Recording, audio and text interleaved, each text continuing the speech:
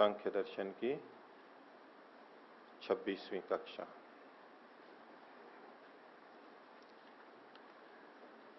पिछली कक्षा में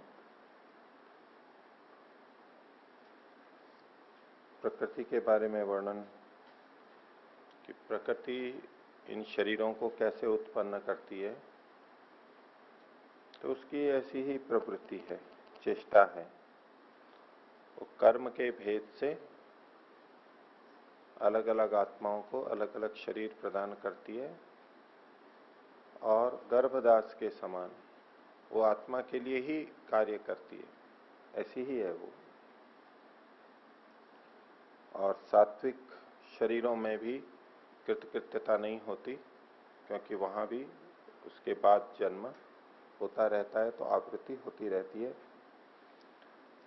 और शरीर चाहे सात्विक हो, राजसिक हो, तामसिक हो, वृद्धावस्था और मृत्यु इत्यादि तो सब जगह रहते हैं।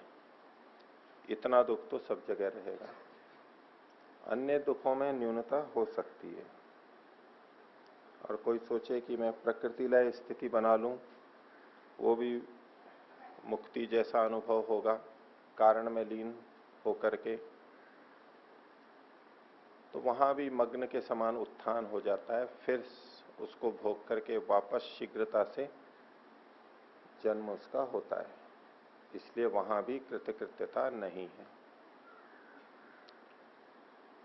यहां तक का पाठ हुआ था। किन्हीं को कुछ पूछना है तो पूछिए। आचार्य जी, जो कारण में लय होना या प्रकृति में लय होना, ये समझ नहीं आ रहा।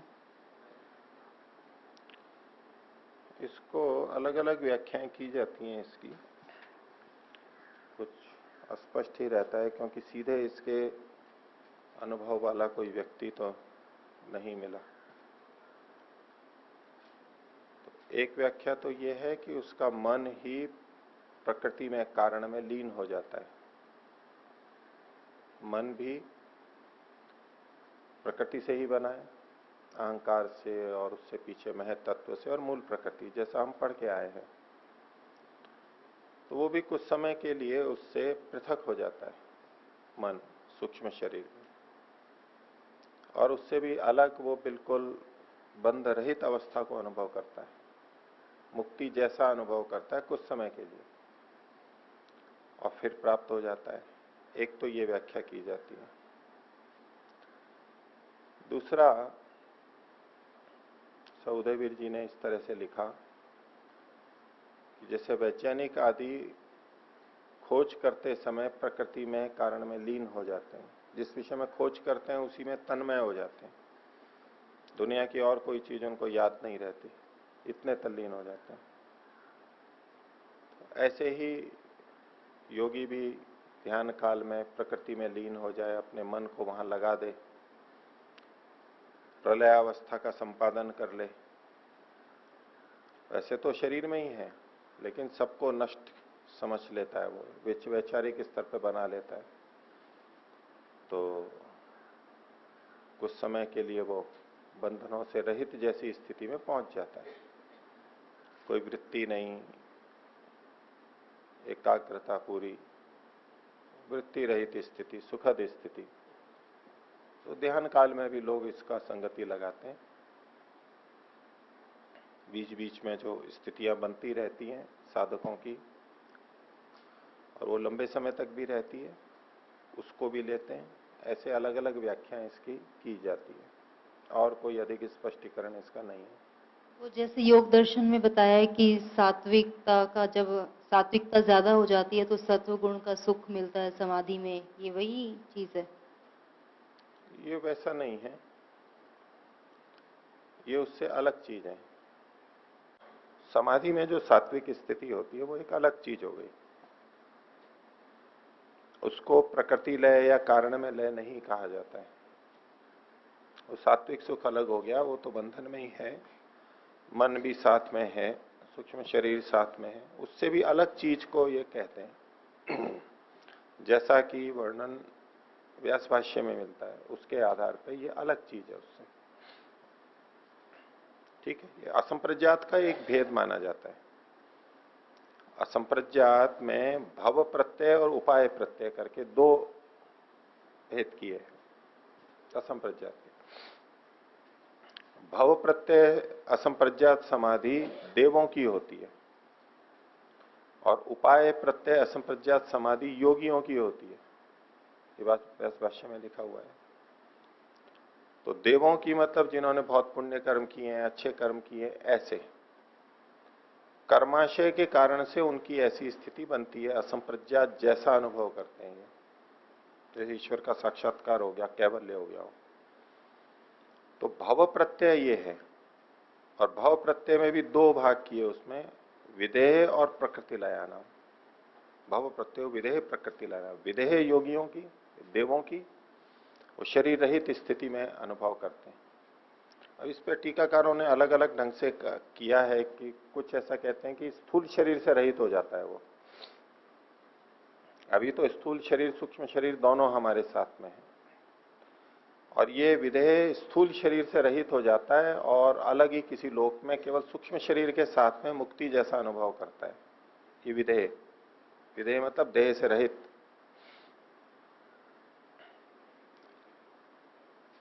तो ये तो एक हुई। और प्रकृति लय में वो अपने मन को भी प्रकृति में लीन कर देता है। प्रकृति कारण है मन का, उसमें लीन कर देता है, तो मन से भी मुक्त हो जाता है वो।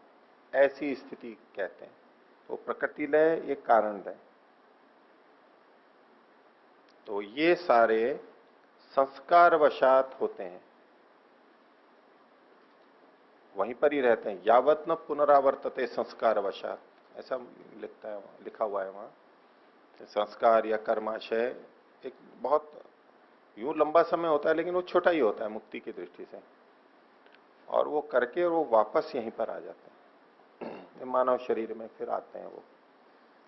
तो इस तरह का वर्णन है। तो सत्वगुण की जो सुख की स्थिति है समाधि वाली, उससे अलग ये स्वीकार करते हैं।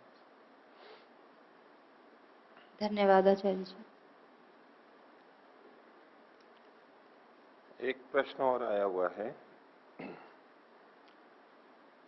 प्रश्न है, सूक्ष्म शरीर जन्म जन्मांतर तक आत्मा के साथ में नए शरीरों में प्रवेश करता है, ठीक है? ऐसा बात हुई थी।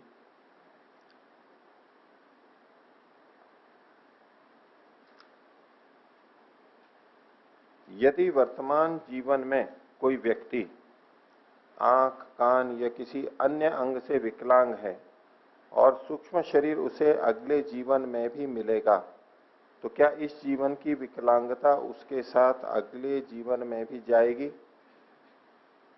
उसका शरीर आंख, नाक, कान आदि से विकलांग होगा? तो ऐसा नहीं है। ये जो विकलांगता है वो स्थूल शरीर में है। इंद्रियों में भी जो विकलांगता दिखाई दे रही है, ये स्थूल इंद्रियों में है, सूक्ष्म इंद्रियों में नहीं है, जो कि सूक्ष्म शरीर का भाग है। उसमें विकलांगता नहीं है। ये तो बाह्य शरीर में है, स्थूल शरीर में है। और बाह्य शरीर में विकलांगता होते हुए भी सूक्ष्म शरीर में कोई विकलांगता नहीं आती है। सूक्ष्म शरीर तो यथावत ही रहता है, और जब दूसरे शरीर में जाएगा तो वहां कर्मानुसार फिर जैसा शरीर मिलेगा वो मिलेगा। सूक्ष्म शरीर तो जैसा है वैसा है ही। अब सूक्ष्म शरीर हम सबका सब शरीरों में एक जैसा रहता है। मनुष्य शरीर में है तो, और हाथी में है तो, चींटी में है तो, लेकिन इन सब शरीरों में कर्म करने की और जानने की सामर्थ्य भिन्न भिन्न होती है हमारी। ये स्थूल शरीर के भेद से होती है। सूक्ष्म शरीर तो फिर भी जो का तो ही रहता है, उसमें भिन्नता नहीं आती है। स्थूल शरीर भिन्न भिन्न होता है। तो जो सूक्ष्म शरीर मनुष्य शरीर में, स्थूल शरीर में काम कर रहा था, चक्षु इंद्रिय, आज सूक्ष्म चक्षु इंद्रिय से इन नेत्रों से देख रहे हैं हम,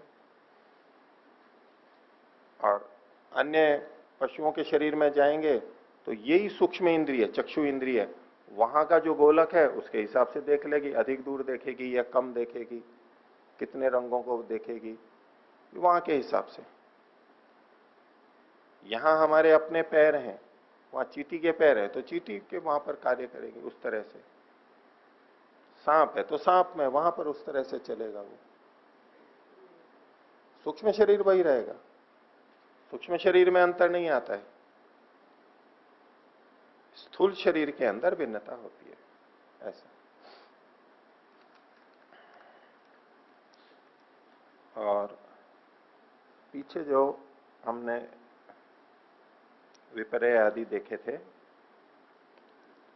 और उसमें से 50 की तो गणना वो हुई थी। 10 जो मौलिक अर्थ कहे जाते हैं, मौलिक या मौलिक अर्थ कहे जाते हैं, वो इसके अपने मूल सिद्धांत हैं जिसके अनुसार ये सारा कथन किया जाता है।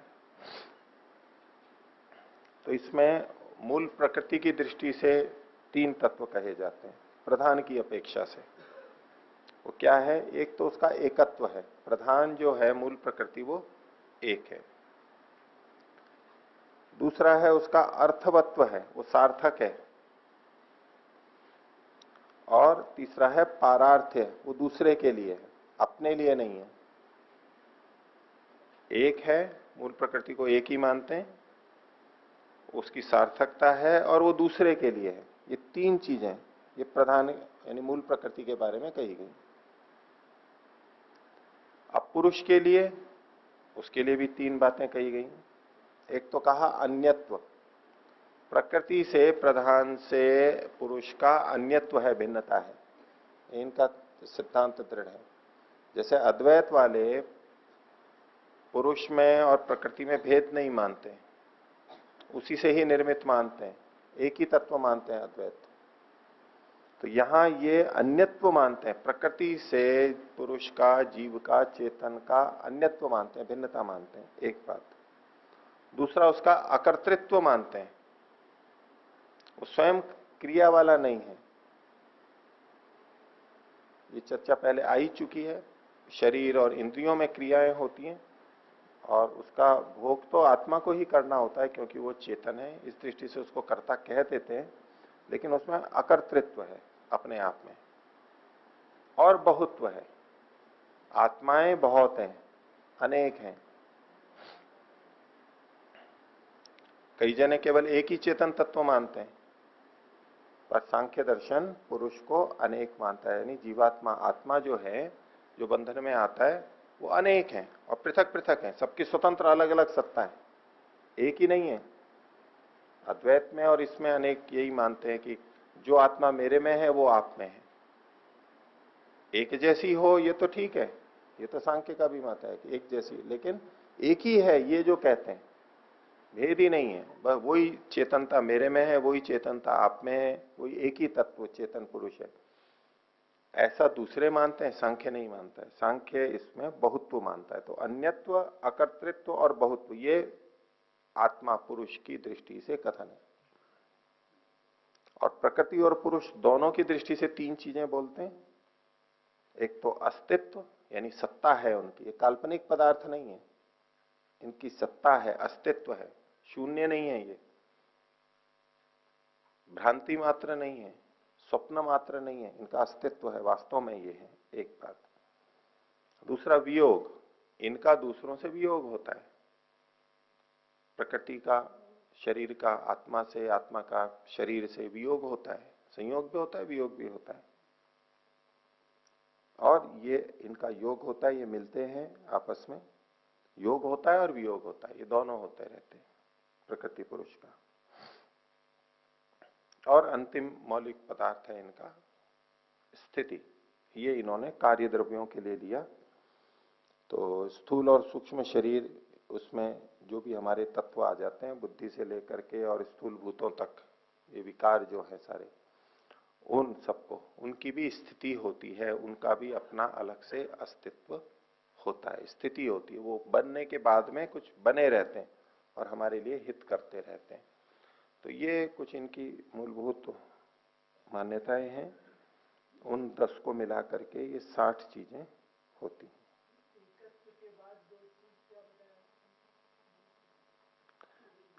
अर्थवत्व और पारार्थ्य, अर्थवत्व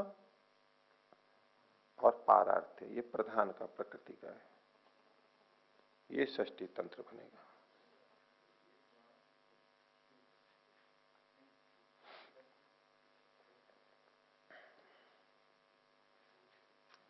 ठीक है, अब आगे चलें।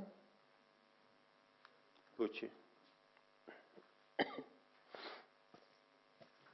ओम प्रणाम आचार्य जी। ये जो प्रसंग चल रहा था अभी पीछे कि जो मतलब जीवन जो विधेय होते हैं याग का प्रकृति लय, तो अगर इस तरह से मान लेंगे तो जो पीछे ये 11-12 सूत्र आए हैं 13 में, अकेला जो है आत्मा ना तो सूक्ष्म शरीर से ही भोग कर सकता है ना स्थूल शरीर से ही, तो जो प्रतिपादित सिद्धांत है ये खंडित अपने आप में हो जाएगा। बिना सूक्ष्म शरीर के भी जीवात्मा ऐसी स्थिति में पहुंच जाता है कि वो स्थूल शरीर को रखते हुए और भोग लेगा मुक्ति जैसा सुख। सूक्ष्म शरीर से भोग सकता है, भोग तो सूक्ष्म शरीर से भोगता है, ये बात आ गई थी, लेकिन स्थूल के बिना नहीं भोग सकता। ये पीछे जो बात आई थी, ठीक कह रहे हैं आप। जो लोग जैसा मानते हैं वो मैंने बात रखी थी कि ये कारण लय और प्रकृति लय वाला विषय स्पष्ट नहीं है पूरा कि ये क्या कहना चाहते हैं। जो अलग अलग मान्यताएं हैं वो मैंने रखी थी, विचारणीय बिंदु है। धन्यवाद। तो अब आगे देखते हैं। 54वां सूत्र पिछली कक्षा में हो गया था।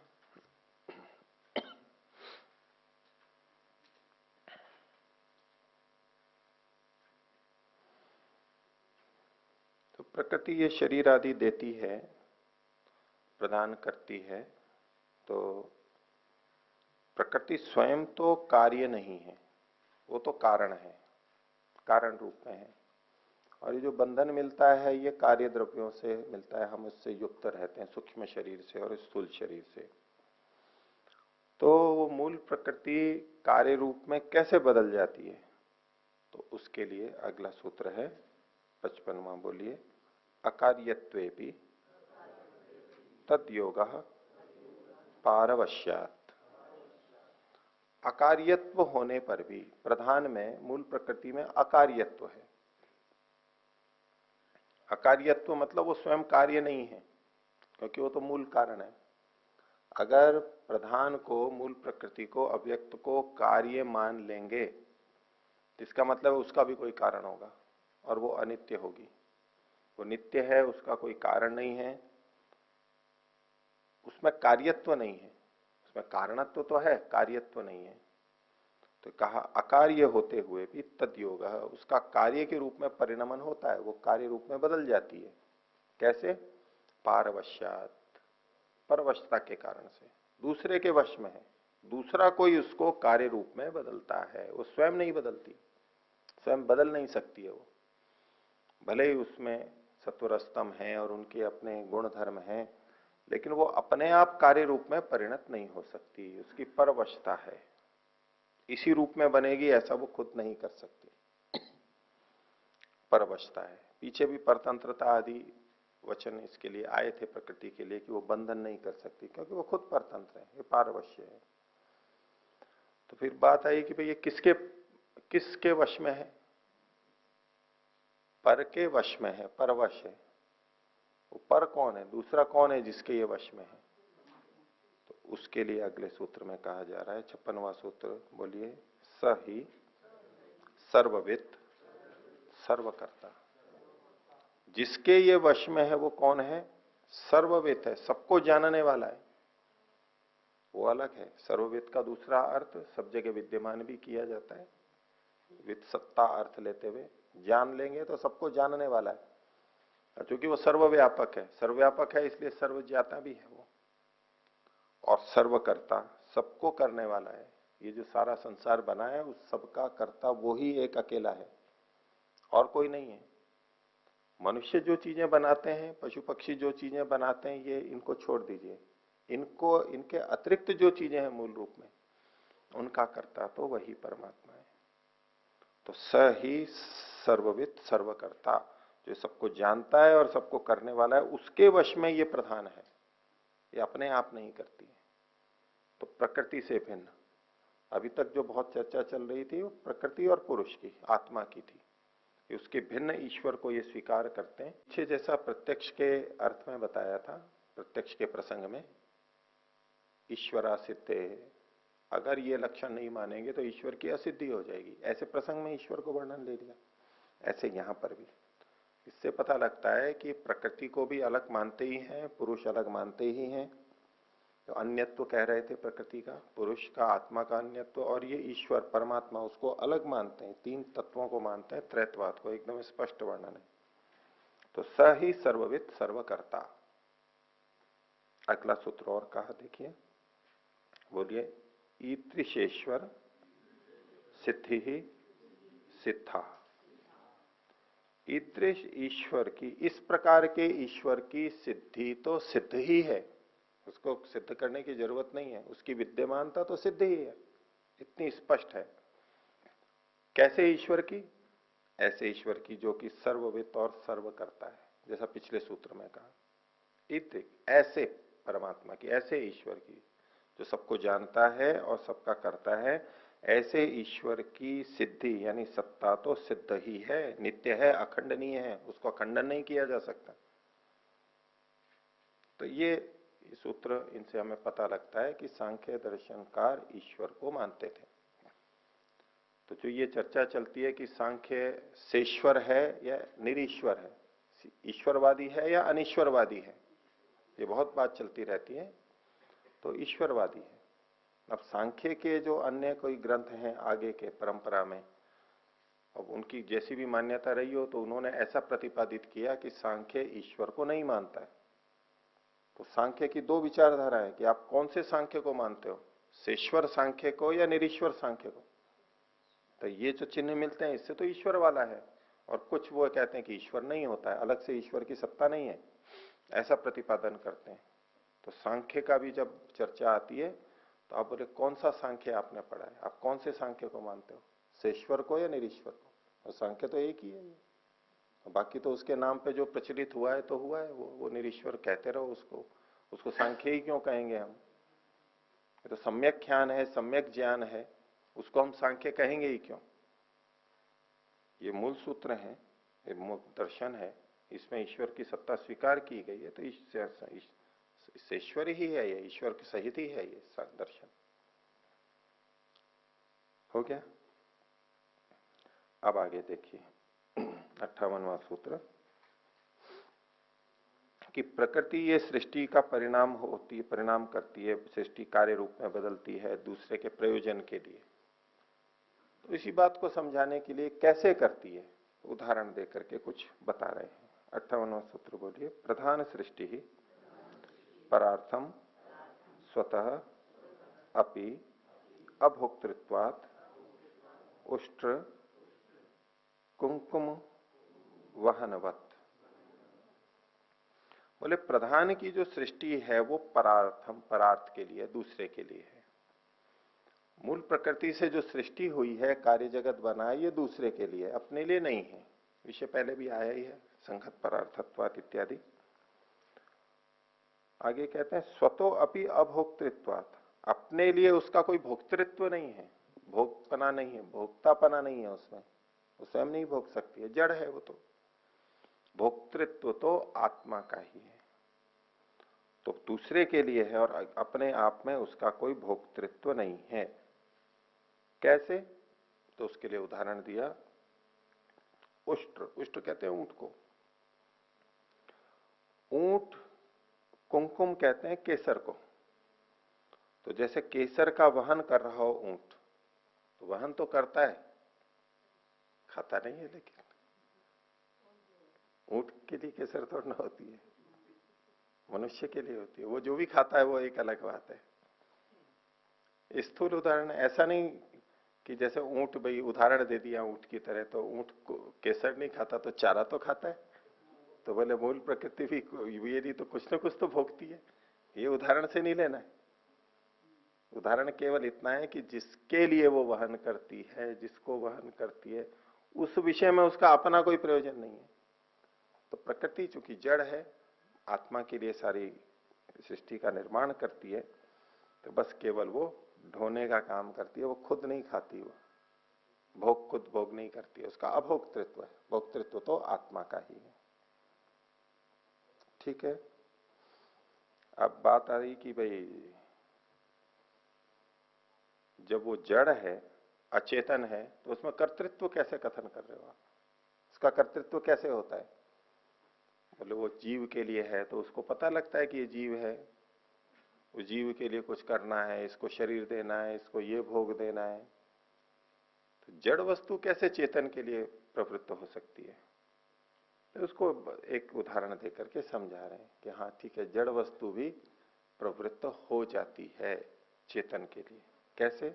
देखिए अगला सूत्र, बोलिए। अचेतनत्वेपि क्षीरवत चेष्टितम प्रधानस्य। प्रधान की यानी मूल प्रकृति की के अचेतनत्वेपि, अचेतन होने पर भी यानी जड़ होने पर भी चेष्टितम, उसकी चेष्टा तो होती है दूसरे के लिए। कैसे? दूध के समान। दूध होता है, क्षीर मतलब दूध। दूध जड़ होता है या चेतन होता है? जड़ होता है। किसके लिए निकलता है? बच्चे के लिए। बच्चा तो चेतन है। बच्चा चेतन है ना, उसमें तो कुछ क्या संदेह है। और दूध जड़ है ना, फिर भी वो निकलता है ना, अपने आप झरने लग जाता है ना। ऐसी भी स्थिति आती है ना, थन में आ जाता है, निकलने भी लग जाता है, और उतर के तो आता ही है ना, नीचे उतर जाता है, फिर ठीक है हम धो लेते हैं उसको, लेकिन निकल के भी तो आता है। तो दूध की जैसे चेष्टा होती है, दूध जड़ है फिर भी वो बन जाता है, बच्चे के लिए प्रवृत्त होता है, और ऐसा बनता है कि वो बच्चे के लिए हितकारी होता है। बच्चे को जो पोषक चाहिए वो उसमें होते हैं छोटे बच्चे के लिए। तो जड़ होते हुए भी प्रवृत्ति होती है नहीं चेतन के लिए। बस ऐसे ही ये प्रधान है, मूल प्रकृति आत्मा हो गया बच्चे के समान, और प्रकृति की प्रधान की प्रवृत्ति हुई जैसे कि दूध की प्रवृत्ति हो जाती है। ठीक है? आप कहेंगे वहां तो गाय है, चेतन है। ठीक है, तो यहां भी चेतन है ना परमात्मा, लेकिन है तो वो जड़ ही, जैसे दूध जड़ है ऐसी वो भी है। तो एक समझने की बात है कि जैसे दूध बच्चे के लिए बना है, बच्चे के लिए ही होता है, अपने लिए नहीं होता है, ऐसे ये प्रधान भी, प्रकृति और उसकी रचना भी आत्मा के लिए होती है। ठीक है? तो परमात्मा तो हो गया गाय, धेनु, आत्माएं हो गई बच्चे, और दूध क्या है? प्रकृति।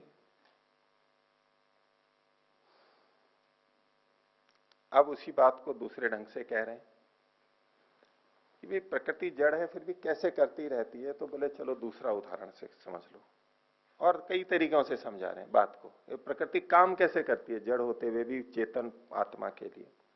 तो 60वां सूत्र बोलिए। कर्मवत कृष्टेरवा कालादे।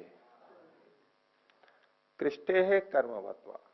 कृष्टि कहते हैं कृषि को, जोतना होता है ना, कर्षण करते हैं उसमें, जोतते हैं हल से, लेखन करते हैं, वो इधर से उधर मिट्टी को करते हैं, खोदता चला जाता है, उखाड़ता चला जाता है वो। कृष्टि, कृषि, कृषि कर्म के समान। कैसे कृषि कर्म के समान? कि किसान खेत को जोतता है, बीज को बो देता है, पानी दे देता है और छोड़ देता है। अब समय आने पे वो अपने आप बीज अंकुरित होता है, बढ़ता है। किसान थोड़ा ना उसको फसल को खींच खींच करके बढ़ाता है, या कुछ और चीज ला ला करके उसमें जोड़ता है, कुछ नहीं, बस उसको जितना करना है किया, और बाकी तो व्यवस्था से वो पौधे उगते जाते हैं। अब यूं देखेंगे तो वो परमात्मा की व्यवस्था हम मानते ही हैं, पर अभी इस उदाहरण को केवल ऐसा देखिए, वहां परमात्मा को बीच में नहीं लाना है। अभी एक बीज बो दिया, वो उगता जा रहा है, उगता जा रहा है, पानी दे दिया, थोड़ा कुछ कर दिया, पेड़ बढ़ता जा रहा है, आम अपने आप आ रहे हैं, ये आम के बगीचे के अंदर किसान थोड़ा ना ला रहा है। तो ऐसे ही परमात्मा इसको प्रारंभ में कुछ व्यवस्था करके व्यवस्था कर देता है, ऐसा ऐसा ऐसा। अब आगे इसकी प्रकृति की अपनी सामर्थ्य है कि वो फिर वैसी चलती रहती है।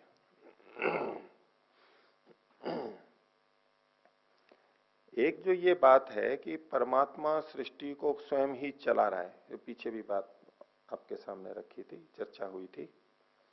एक तो ये मैंने कि सब कुछ परमात्मा हर समय कर ही रहा है, कर ही रहा है। एक ऐसे जैसे किसान के समान खेती करता है, वो कुछ करके छोड़ दिया, वो अपने घर पे आराम से कुछ दूसरा काम कर रहा है और फसल बढ़ रही है। एक व्यवस्था बना दी, वही गेहूं वही फसल उगे, गेहूं ही उगेगा, जो बोया वही उगेगा, व्यवस्था कर दी बस। तो ऐसे ही ये जो प्रधान से प्रकृति बनी, शरीर बन रहे हैं, तो इसमें बीज बोने, खाद लगाने और जो एक मूलभूत चीजें हैं वो व्यवस्था परमात्मा ने कर दी। अब जो आगे चल रही है वो इसकी अपनी उस व्यवस्था में पड़ चुकी है, इसलिए वहां होता रहेगा। ये पृथ्वी घूमती रहेगी, सूर्य चलता रहेगा, सूर्य जलता रहेगा, प्रकाश ताप देता रहेगा, प्रकाश की किरणें वहां से यहां आती रहेंगी, समुद्र से पानी उठता रहेगा, बादल बनते रहेंगे, बारिश होती रहेगी, ये जो क्रम है, हवा बहती रहेगी। तो परमात्मा किसान के समान कुछ चीजों को कर देता है और बाकी फिर अपने आप होता है। तो ऐसे भी समझ सकते हैं कि प्रकृति की प्रधान की प्रवृत्ति कैसे है। स्वामी जी को दीजिए। तो कर्मवत कृष्टेरवा कालादे, जैसे काल आदि के द्वारा, काल फिर अपने आप कर देता है, समय पा करके अपने आप हो जाता है। वो एक दोहा भी चलता है, धीरे धीरे रे मना, धीरे सब कुछ होए, माली सींचे 100 घड़ा, ऋतु आए फल होए। वो 100 घड़े पानी सींच दिया तो जल्दी फल आ जाएगा या भिन्न ऋतु में आ जाएगा? नहीं, वो अपनी ऋतु से आएगा, इसका अपना काल होता है। ऐसे ही फसलों का सारा है। तो इस प्रकृति का भी अपना एक काल है, उसको बना के छोड़ा, उसमें फिर चीजें बनेंगी एक के बाद एक, और आत्माओं के लिए जो जो चीजें आवश्यक हैं वो बनेंगी, उसके लिए समय लगेगा। मूल प्रकृति से बनने में भी तो समय लगेगा ना, अलग अलग तत्व बनेंगे, उसमें बदलाव होगा, क्रियाएं होंगी, बड़े व्यापक स्तर पे ये सारा कार्य होगा, तो समय लगता है उसमें। इसके बाद ये बनेगा, ये बनेगा, ये बनेगा, और धीरे धीरे फिर वृक्ष वनस्पति बनेंगे, सूक्ष्म जीव बनेंगे, शरीर बनेंगे, उनसे फिर कुछ और सुविधाएं होंगी, कुछ बड़े जीव बनेंगे, और मनुष्य तो सबसे अंत में आता है, एकदम से थोड़ा ना हो जाता है। मनुष्य तो तब आता है जब उसके लिए सारी व्यवस्थाएं बदल जाती हैं, बन जाती हैं। और डार्विन का विकासवाद एक अलग तरीका है कि उन्हीं जीवों को विकास होते होते होते होते मनुष्य बना। क्रम जो उन्होंने दिया उस तरह का तो हमारे यहाँ भी माना जाता है, लेकिन वहां है कि उसी से बदलते बनते बनते बनते और फिर मछली से पक्षी बन गए, और पक्षी से और पशु बन गए, और फिर बंदर बन गए, और मनुष्य बन गए। वो एक अलग बात है, लेकिन क्रम तो वहां भी ऐसा ही है कि पहले पेड़ पौधे आएंगे, या पेड़ पौधों से भी पहले अलगई, और ये दूसरी कवक, और ये जो हरित चीजें होती हैं काई, और ये ऐसी चीजें पहले पानी में पैदा होंगी, फिर उनसे और उससे बड़े पौधे होंगे, फिर और होंगे, फिर और होंगे। तो प्रक्रिया तो वो लगभग ऐसी ही यहां भी मान्य होती है कि सृष्टि कैसे बनी। और इन सब के बनने से पहले भी वो जो जीवन के लिए आवश्यक तत्व हैं, जैसे आज की भाषा में कहते हैं तो भाई कार्बन बहुत आवश्यक है, हाइड्रोजन आवश्यक है, ऑक्सीजन आवश्यक है, 3 तो सबसे ज्यादा चाहिए ही, और बाकी तत्व भी सूक्ष्म मात्रा में, कैल्शियम है, फास्फोरस है, मैग्नीशियम है, लोहा है, ऐसे बहुत सारे तत्व हैं। फिर वो परमाणु होते हैं, उनसे अणु बनते हैं, मॉलिक्यूल बनते हैं, उनके भी और घटक, और न ऐसे बहुत सारी चीजें, संघात, संश्लिष्ट जटिल जटिल रचनाएं बनती जाती हैं, प्रोटीन बन जाते हैं, और फिर कार्बन की श्रृंखला अलग चल पड़ती है, कार्बोहाइड्रेट्स बनते हैं, और ये सब जो नाइट्रोजन वाला तंत्र है, ये सारी चीजें बनते बनते बनते बनते होते होते जाती है। तो ये जो सारा है उसमें समय तो लगता ही है, एकदम थोड़ा ना हो जाता है कि एक क्षण में बस परमात्मा ने इच्छा की और वो बन गया एकदम, ऐसा नहीं हो सकता। और प्रकृति की अपनी स्थिति, सामर्थ्य है, जादू की छड़ी की तरह से नहीं है, यूं ही किया और एकदम हो गया। तो परमात्मा ने कर्मवत कृष्टेरवा कालादे, ये एक समझने की दृष्टि है दूसरे ढंग से। पीछे जो कहा गया था क्षीरवत चेष्टितम प्रधानस्य, वो एक अलग दृष्टि से एक चीज को वहां समझा दिया कि प्रकृति दूध के समान बछड़े के लिए, हमारे आत्माओं के लिए, और पीछे लेकिन गाय चेतन तत्व विद्यमान है, व्यवस्था दूसरे की है। और इधर कहा कि जैसे किसान बो देता है एक व्यवस्था का, उसके बाद पौधे अपने आप उगते हैं, एक काल पा करके होता है। ऐसे ही ये सृष्टि भी एक समय पा करके बनती है, विकसित होती है, और फिर हमारा ये सारा कार्य सुविधाजनक चलने लगता है। जी स्वामी जी। आचार्य जी, मनुष्य की कृति में जैसे आप किसान की बात कह रहे हैं और ईश्वर की कृति में जबरदस्त अंतर है। व्यक्ति ने भोजन रख दिया, आग पे पक रहा है, मनुष्य उसमें घुस नहीं जाता, पर परमात्मा की हर कृति में परमात्मा सब जगह व्यापक रहता है। बीज डाल दिया हमने, लेकिन परमात्मा उसमें भी व्यापक रहता ही है। क्या उससे विलग हो जाता है भगवान? विलग तो नहीं होता, सब जगह रहता ही है। हो रहा है तब भी, बढ़ रहा है तब भी, क्या क्या हो रहा है सबके साथ, सबके साथ हर कृति में परमात्मा विद्यमान रहता है। तो उसमें दोनों भिन्नता है। हम ये जो कहते हैं भगवान करता नहीं है कुछ भी, सिस्टम काम करता है, सिस्टम में भी ईश्वर काम करता है, ऐसा मुझे लगता है। हर सिस्टम में ईश्वर उससे विलग होता ही नहीं है। जो भी काम हो रहा है वो सिस्टमेटिक हो रहा है, लेकिन सिस्टम में भी वो विद्यमान रहता है। बादल बन रहा है, ठीक, और भगवान कुछ नहीं करता, करता है, तब भी करता है। उस काम को करने में हो रहा है तब भी वहीं रहता है, शुरू किया तब भी में रहता है, बादल उठ रहा है, वेपराइजेशन हो रही है तब भी वहां रहता है, सघन बादल हो गया तब भी रहता है, बरस रहा है तब भी रहता है। तो व्यापक होने तो सब काम करता ही है, कभी विलग नहीं होता है। हम ऐसा लोकल कोई भी उदाहरण ऐसा दे नहीं सकते, कोई ऐसा उदाहरण बन ही नहीं सकता है।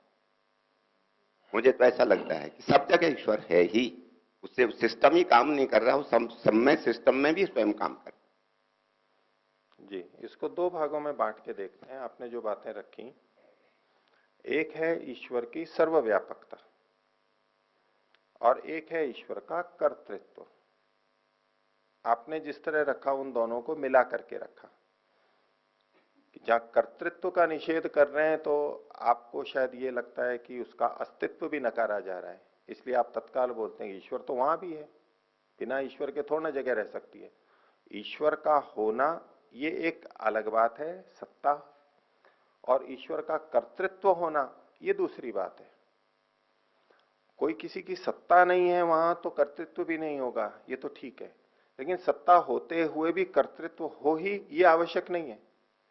तो ये जो सारी चर्चा चल रही है ये ईश्वर की सत्ता के विषय में नहीं है कि ईश्वर वहां रहता ही नहीं है इसलिए नहीं करता है, ये कथन नहीं है। ईश्वर तो है ही, सब जगह विद्यमान है, उसमें कोई दो राय नहीं है, लेकिन विद्यमान होते हुए अभी वो उन कार्यों को स्वयं कर रहा है या नहीं कर रहा है, बिंदु विचार का ये है केवल। इसलिए इस चर्चा से ईश्वर की व्यापकता पर कोई आघात आ रहा हो ऐसा नहीं से, और दोनों को अलग अलग देखेंगे। सत्ता वाला विषय स्वीकार्य है इसलिए उसको बीच में नहीं लाएंगे, ये हेतु नहीं देंगे कि भाई बादल बन रहा है तो परमात्मा भी वहां पर है, बारिश हो रही है तो भी परमात्मा वहां पर है, लेकिन उससे हमारे इस प्रश्न का कोई संबंध नहीं है। हो और वो क्रिया करे ये आवश्यक नहीं है। अच्छा, भोजन पकाने के लिए क्या क्या चीजें भोजन पकाती हैं बताइए देखें। अग्नि, जल, पात्र। ये पात्र उसमें सहायक तो है यूं तो, चलिए, और चलिए कोई बात नहीं, आपने लकड़ी कह दिया, आग कह लिया, पानी कह लिया, पात्र कह लिया, हाँ मतलब चलो जो पक रहा है, चावल है, खिचड़ी है, वो पक रही है, उसको भी ले लिया। और चेतन जो कर पाचन करवाने वाला है, ठीक है, और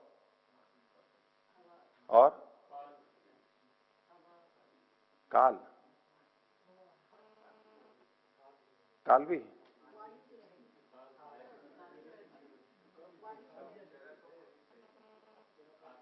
जगह भी चाहिए, ठीक है।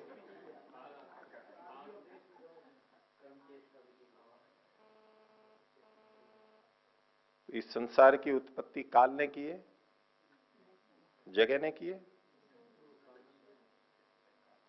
जबकि काल और स्थान को हम वहां से हटा नहीं सकते, लेकिन फिर भी हम उसको स्वीकार करते हैं क्या? हाँ, दिशा भी ले लीजिए, क्योंकि किसी न किसी दिशा में तो है। मेरी दृष्टि से पूर्व दिशा है, पूर्व दिशा भोजन को पका रही है, खिचड़ी को। आपकी दृष्टि से पश्चिम दिशा भोजन को पका रही है, आमने सामने बैठे हैं, जो भी है, लेकिन दिशा के बिना तो कोई जगह रह नहीं सकती, इसलिए दिशा भी पका रही है, ये मानना चाहिए। क्योंकि दिशा के बिना रह नहीं सकते, दिशा तो हर जगह है, इसलिए चूंकि विद्यमान है इसलिए वो भी पका रही है। ऐसा मानते हैं हम? नहीं मानते। अर्थात मैं ये अब अन्वय व्यतिरेक से ये बता रहा हूं कि किसी चीज की विद्यमानता होने से उसका कर्तृत्व सिद्ध नहीं होता। विद्यमान तो बहुत चीजें हैं। अब भोजन पक रहा है, खिचड़ी पक रही है, ये तो हवा भी विद्यमान है वहां पर। हम जहां जहां रहते हैं, हम वहां हवा रहती है वायुमंडल में, तो हवा भी पका रही है। बिना हवा के नहीं पकेगा। नहीं, वो अग्नि की दृष्टि से, अग्नि के लिए है, पकाने में ऊपर जो हो रहा है वहां वहां भी हवा की जरूरत है क्या? आग जलने के लिए ठीक है। तो किसी चीज की विद्यमानता मात्र पकाने में सहायक नहीं होती। और पकाना मतलब सीधा पकाने को लें तो पतीला है, वो केवल वस्तु को वहां संभाल के ही तो रखता है, इतना ही तो है। वो सीधे सीधे पका थोड़ा ना रहा है उसको। पकाना मतलब गलाना, गलाने का काम थोड़ा ना कर रहा है पतीला। विद्यमान है और उसमें जो पानी है वो उसको गला रहा है क्या? पानी की उपस्थिति में हो रहा है वो, ठीक है। मुख्य पकाने का काम तो अग्नि का ही है, वही जलाएगी, वही परिवर्तन करेगी, और चीजें विद्यमान होती हैं, हम उस रूप में कहेंगे। तो परमात्मा सब जगह विद्यमान है, उसका कर्तृत्व हर क्षण है या नहीं है, ये एक विचारणीय बात है। हम अगर परमात्मा की दृष्टि से कहें तो क्या हर चीज में परमात्मा का कर्तृत्व है, ये मानेंगे? जितने भी हैं, क्योंकि वो जहां जहां विद्यमान है, जहां जहां विद्यमान है वहां वहां परमात्मा का कर्तृत्व मानेंगे? नहीं, सर्वकर्ता तो है। हाँ, सर्वकर्ता है, वो ही तो ग्रंथकार ये भी लिख रहा है ना, कर्मवत कृष्टेर वा काला दे। ये उदाहरण भी तो वही सूत्रकार दे रहा है। हम क्या इसका ये अर्थ लेंगे, किसान वाला ये उदाहरण घटेगा क्या वहां पर कि किसान ही किसान के में आप कह रहे हैं कि ठीक है परमात्मा वहां भी उगा रहा है, उसका मना नहीं है। लेकिन उदाहरण को सूत्रकार जिस ढंग से प्रस्तुत कर रहे हैं वहां परमात्मा को हटा करके देख रहे हैं, मना नहीं कर रहे उसका, लेकिन किसान की दृष्टि से केवल देख रहे हैं कि किसान ने केवल कुछ किया और बाकी तो अपने आप हो रहा है। और जो खिचड़ी को पकाने वाला पकाता है, खिचड़ी को जो पका रहा है वो खुद पकाता रहता है क्या उसको? ठीक है, उसने व्यवस्था कर दी, आगे अब वो चूल्हे पे चढ़ा हुआ है, पक रहा है, ज्यादा से ज्यादा हिला देगा थोड़ा सा बीच बीच में, बाकी और हिलाने की भी जरूरत नहीं पड़ती, वैसे भी पकती है प्रेशर कुकर में। तो पकाने वाला है, उसका ये मतलब थोड़ा होता है कि वो हमेशा ही करे, कि भाई बिना चेतन के तो हो ही नहीं सकता, ये नहीं है। ये तो लोक व्यवहार में भी हम देखते हैं। तो सामान्य मनुष्य भी ऐसा कर सकता है, तो परमात्मा क्यों नहीं कर सकता ऐसा? विद्यमानता उससे खंडित नहीं होती, विद्यमानता तो है। नहीं तो यूं होगा कि हर चीज वो ही कर रहा है, हर चीज वो ही कर रहा है। अब कपड़े हमने सुखाने के लिए हवा में रखे, कैसे सूखे कपड़े? नहीं, व्यवस्था तो है, व्यवस्था का मना नहीं कर रहे, पर आपने एक बात और कही थी कि व्यवस्था भी तो में भी तो परमात्मा है। परमात्मा की व्यवस्था का निषेध तो कर ही नहीं रहे हैं। परमात्मा ने एक व्यवस्था कर दी और अब वो व्यवस्था चल रही है, उस रूप में तो कर्तृत्व है। किसान का भी ऐसा ही है, उसने गेहूं को इस पंक्ति में बोया तो वहीं वहीं उगेंगे, वो उसी तरह व्यवस्थित होंगे, जो फसल बोई है वही होगी, इस रूप में व्यवस्था है, उस व्यवस्था का मना नहीं है। लेकिन व्यवस्था भी परमात्मा हर समय स्वयं ही कर रहा है। तो ये जो कपड़े सुखाते हैं, कौन सुखा रहा है? आप ईश्वर को नहीं मानते हैं क्या? हवा का बोल रहे हैं, वहां ईश्वर नहीं है क्या? अभी ईश्वर है या नहीं वहां पर? तो ईश्वर है को कर्ता क्यों नहीं मान लेते हो? व्यवस्था होना एक अलग बात है और साक्षात करना अलग बात है। कि कपड़े में से एक एक बूंद जो हवा में जाके मिल रही है वो कौन कर रहा है? परमात्मा। हवा को भी वही ला करके टकरा रहा है। तो अगर ये सब परमात्मा ही कर रहा है तो फिर तो हवा की भी जरूरत नहीं, परमात्मा तो वैसे ही सुखा देता। सिस्टम है, सिस्टम, यही बात है। सिस्टम को, व्यवस्था को जब हम संभाल रहे हैं, मान रहे हैं, इसका मतलब ही यही है कि हम साक्षात नहीं कर रहे हैं उसको। ये घड़ी चल रही है, कैसे चल रही है? चेतन से चल रही है, लेकिन एक व्यवस्था है। इसका मतलब है अभी हम नहीं चला रहे हैं इसको, हमारी व्यवस्था से चल रही है, यानी हम अभी नहीं चल रहे। जैसे ही आपने व्यवस्था को स्वीकार किया तो ये तो साथ में मानना ही होगा कि उस क्षण वो नहीं कर रहा है, उसकी व्यवस्था से हो रहा है, वो अभी कर नहीं रहा है। यही तो अंतर था, यही तो देखना था कि परमात्मा हर क्षण सब कुछ स्वयं करता है अथवा उसकी बनाई हुई व्यवस्था से फिर होने लग जाता है।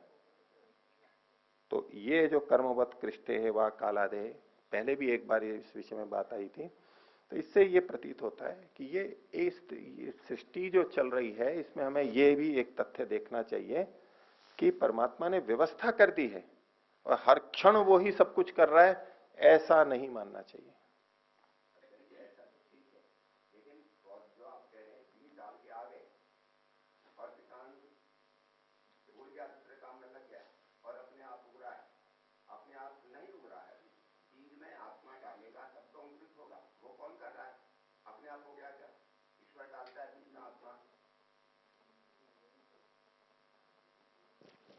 तब तो उगेगा जी, आप जो कह रहे हैं उस बात से मैं सहमत हूं। मैं आपसे तो केवल ये निवेदन ईश्वर कर का रहा हूं। कर्तृत्व है ना उसमें। बीज में आत्मा डालेगा तो अंकुरित होगी, नहीं डालेगा तो नहीं उठेगा। चलो, एक बार सिस्टम करके डाल दिया उन्होंने, किसान अपने काम पे चलो गया, भगवान ने भी काम उसका छोड़ दिया है। भगवान भले विद्वान रहे, कर्तृत्व छोड़ दिया, अपने आप उगेगा। मुझको अच्छा, नहीं लग रहा ठीक है। ईश्वर का कर्तृत्व वहां पर देखते हैं। एक तो आपने बताया कि आत्मा को वहां बीज में डालेगा, और बताइए आगे। उसकी अब ये व्यवस्था शब्द मत लाइए आप बीच में। नहीं, ये ठीक बात है, व्यवस्था मत लाइए, लेकिन कर्तृत्व भी, आप कर्तृत्व कह रहे हैं तो कर्तृत्व भी रहेगा। वो कर्तृत्व गिनते हैं ना हम। आत्मा भेजना ईश्वर का कर्तृत्व है ना। मान लिया, एक हुआ ना, ये मैंने मान लिया, अब इसको दोबारा नहीं बोलिए। आत्मा बीज में परमात्मा ने भेज दी। अब मैं अगले कर्तृत्व आपसे पूछ रहा हूं कि और एक दो गिनाइए तो देखें। ये व्यवस्था आ गई, ऐसे नहीं। कल्ला ऊपर को फूटेगा। पानी की व्यवस्था की है उसने, मिट्टी की व्यवस्था की है उसने, व्यवस्था वायु की व्यवस्था की है उसने। ठीक है, लेकिन व्यवस्था करने वाला तो है ना। तो इसका कौन मना कर रहा है? व्यवस्था, स्वामी जी, व्यवस्था करने का वाले का मना कोई कर ही नहीं रहा है ना। हम ये कह ही रहे हैं कि व्यवस्था से हो रहा है, वो स्वयं नहीं कर रहा है। जैसे ही आप व्यवस्था शब्द लाते हैं, यानी अब आपने आत्मा के आने को तो नहीं कहा कि परमात्मा की व्यवस्था से आत्मा आ जाती है बीज में। भेजता है, बिल्कुल ठीक है, मानी बात। आगे की चीजों के लिए आप वैसा करते तो नहीं बोल रहे हैं, वहां आप व्यवस्था लेकर क्या रहे, यानी दो चीजें आप खुद स्वीकार कर रहे हैं। यही तो बोल रहा हूं मैं भी, उसमें विरोध कहां पर है? नहीं, देखिए, अच्छा, वो अपने आप को भी मैं बताता हूं। देखिए, ये एक उदाहरण दिया जा रहा है, ठीक है, उदाहरण का एक ही अंश लिया जाएगा। मैंने वो कुमकुमवत वाला भी उदाहरण दिया था आपको, वो उष्ट्र वाला, कि यूं कोई सोचने लगे भाई ऊंट चलता है, ऊंट के 4 पैर होते हैं, तो प्रधान प्रकृति के भी 4 पैर होते हैं। क्यों ऊंट के 4 पैर? उदाहरण दे रहे हैं, ये ले सकते हैं ना। और वो ऊंट भी चारा खाता है, जो भी खाता है उसको जो भी अच्छा लगता है वो खाना खाता है। तो प्रकृति भी कुछ ना कुछ खाती होगी। ये अर्थ नहीं लिए जाते, उदाहरण की ये शैली नहीं होती, ये अति प्रसक्ति हो जाएगी।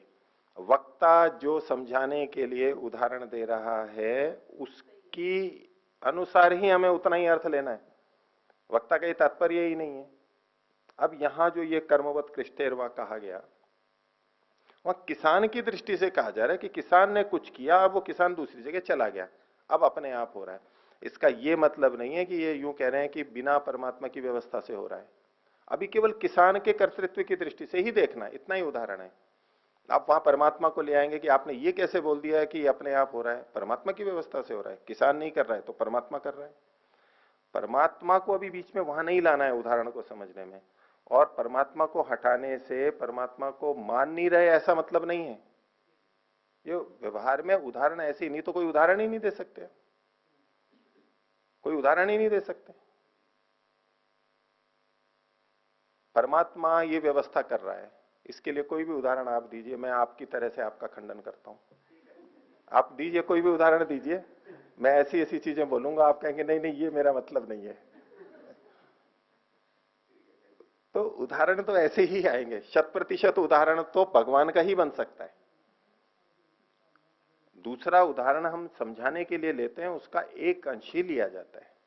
तो इस दृष्टि से इस उदाहरण में कोई दोष नहीं है, लेकिन इससे एक बात हमें पता लग रही है कि परमात्मा किसान की तरह से प्रकृति में एक व्यवस्था दे देता है, उसके बाद फिर वो चलती है व्यवस्था से। है परमात्मा की, किसान खेती में जो कुछ अपने आप हो रहा है वो भी किसान की व्यवस्था से हो रहा है, व्यवस्था को ही तो ये स्वीकार करवा रहे हैं भाई। ये भी एक शैली है, ऐसे भी समझ सकते हो कि प्रकृति कैसे ये कर रही है, व्यवस्था से कर रही है। व्यवस्थापक किसान ही है, व्यवस्थापक परमात्मा ही है।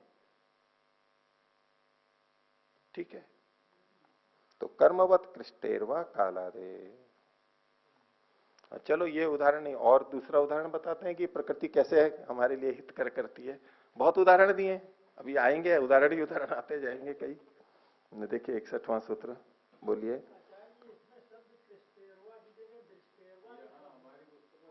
पाठ भेद है, पाठ भेद है।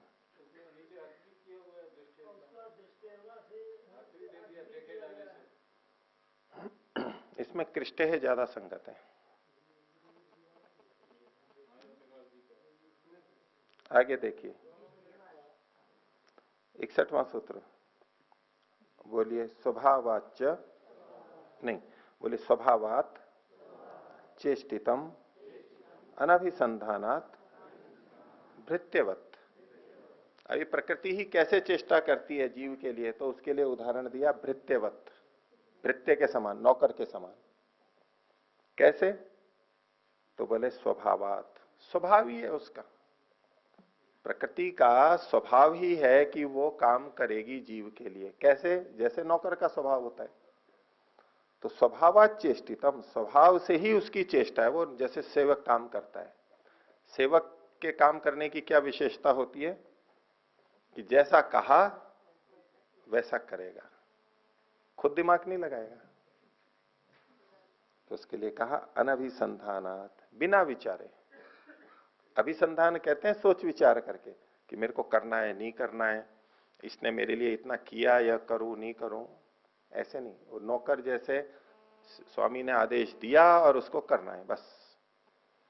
तो बिना विचारे प्रकृति की स्वभाव से ही आत्मा के हित के लिए चेष्टा है। ये भी एक दृष्टि है, ऐसा भी कह देते हैं, उसका स्वभाव ही ऐसा है। अब यहां भृत्यवत का लेकर के नहीं, नौकर तो सोच करके करता है। ये अनभिसंधानात कैसे कह दिया? ऐसा कौन सा नौकर है जो कुछ भी नहीं सोचता हो? नौकर कुछ ना कुछ सोचता है, तो प्रकृति भी कुछ ना कुछ सोचती होगी, ऐसा नहीं। जैसे हम कभी बिना नौकर हुए किसी के लिए कोई कार्य करते हैं तो जैसे सोचते हैं, ऐसे नौकर नहीं सोचता है। उसको तो काम करना है, जो आदेश मिला है बस करना है। उससे आगे कुछ सोचेगा तो उसको कहेंगे ये तुम्हारा काम नहीं है आगे पीछे सोचने का, तुमको जो कहा है वो करो बस। और जैसे कंप्यूटर पे या उस पर टाइप करते हैं आजकल पुस्तकों को, टाइपिस्ट होते हैं कंप्यूटर वाले, वो सोचते नहीं है कि यहाँ क्या लिखा हुआ है, भाषा को नहीं, वो तो बस जो देखा और करते जाए। वहां गलत है तो गलत जू का तो करेंगे। उनकी आदत ही वही होती है, स्वभाव होता है, बस वैसा ही करना होता है उनको। उनको कहा है आप भाई जो आपने दिया, उनको कहो कि जी ये क्यों लिखा आपने, बोले जी वहां भी ऐसा ही लिखा हुआ था। किसी को क्या दिमाग लगाने नहीं, मेरे को तो बस आपने जो दिया है वो टाइप कर रहा हूं। ऐसा एक प्रवृत्ति होती है सेवकों की, वो आगे पीछे नहीं सोचते। और मैं क्यों अपने सिर पे लूं, मेरे को क्या फर्क पड़ता है। उनको उन्होंने कहा और कर दिया, और मैं कुछ अपना दिमाग लगाऊं या बीच में, फिर इधर उधर हो जाएगा तो सारा मेरे पे आएगा। मेरे को क्या फर्क पड़ता है, हानि होगी तो लाभ होगा, तो मेरी तो जितना वेतन है और जितना है वो तो मेरे को बस मिलेगा, वैसा मेरे को तो करना है। तो उसकी प्रवृत्ति अधिक सोचने की नहीं होती है। उस उतने अंश में यहाँ पर उदाहरण दिया कि प्रकृति भी स्वभावतः बस चेष्टा करती रहती है वृत्ति के समान, बिना विचारे। उसमें विचार शक्ति है भी नहीं, काम करती रहती है, हमारे लिए करती रहेगी। तो फिर यूं आता भी अपने आप कैसे करती रहेगी, ये जड़ है, नहीं करती रहेगी, कुछ तो होगा। तो चलो ऐसे नहीं स्वीकार होता है तो ऐसे स्वीकार कर लो, कार्य तो कर रही है प्रकृति, बना के तो दे रही है। कैसे कर रही है वो अलग अलग दृष्टि, किसी को उस तरह संतुष्टि हो तो वो मान लो, ये है तो ये मान लो।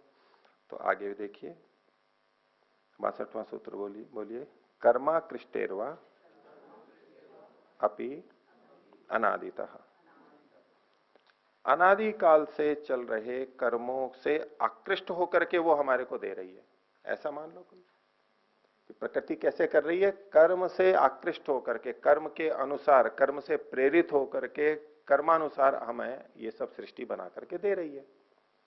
या कोई ऐसे समझता है तो ऐसे कर लो, ऐसे मान लो, बना के तो दे ही रही है वो। तो अगर ये माना जाए कि अनादि काल से चले आ रहे कर्मों के आकर्षण से प्रकृति सृष्टि को बना रही है, तो बोले कर्म तो फिर होते ही रहते, पहले भी हुए हैं, अभी भी हो रहे हैं, फिर तो ये प्रकृति देती रहेगी, शरीर देती रहेगी, कर्म की समाप्ति ही नहीं होती। नए नए कर्म होते रहते हैं तो शरीर मिलते रहेंगे, फिर तो किसी की मुक्ति ही नहीं होगी यदि कर्म से ही वो देती रहेगी तो उसका उत्तर अगले सूत्र में दिया जा रहा है। बोलिए, विविक्त बोधात सृष्टि निवृत्ति प्रधानस्य सूदवत पाके। विविक्त बोधात, विविक्त बोधात मतलब जिसने विविक्त मतलब जिसने विवेक को प्राप्त कर लिया है, ऐसे मनुष्य के बोध से, जब प्रकृति को ये पता लग जाता है कि इसने विवेक प्राप्त कर लिया है, तो प्रकृति फिर उसको बंधन नहीं देती। तो विविक्त के बोध से सृष्टि की निवृत्ति हो जाती है, सृष्टि की निवृत्ति हो जाती है प्रधान की, यानी मूल प्रकृति उसके लिए सृष्टि का निर्माण नहीं करती है। किसके लिए? विविक्त के लिए, जिसको विवेक हो गया है। जिसको विवेक नहीं हुआ है उसको कर्म के अनुसार देती रहेगी, और जिसको विवेक हो गया है अब उसको नहीं देगी, भले ही उसके कर्म बाकी हो। अब वो उसके कर्म उसको बंधन का कारण नहीं बनेंगे, सृष्टि का, शरीर का कारण नहीं बनेंगे। कैसे? सूदवत पाके। सूद कहते हैं रसोइये को, पाचक को संस्कृत में। इधर हिमाचल में और इस तरफ सूद एक गोत्र भी चलता है ना, पंजाब में, हिमाचल में भी, हरियाणा में सूद है, वो इधर के ही लोग हरियाणा में और इधर भी सूद लिखते हैं, गोत्र बोलते हैं, ऐसे नाम के आगे लिखते हैं। वो उनके पुरखों में पहले पाचक लोग रहे होंगे, तो वो नाम, जैसे आजकल कुम्हार नाम रख देते हैं, ये इस तरह, तो सूद भी पाचक को कहते हैं, पाचक, वो गोत्र चल रहा है। तो ये सूद वही है, वो खाना बनाने वाला। वो सूद वो ब्याज वाला सूद नहीं है, ये सूदखोर होता है ना, ब्याज को खाने वाला, सूद कितना मिलेगा, वो सूद नहीं है ये।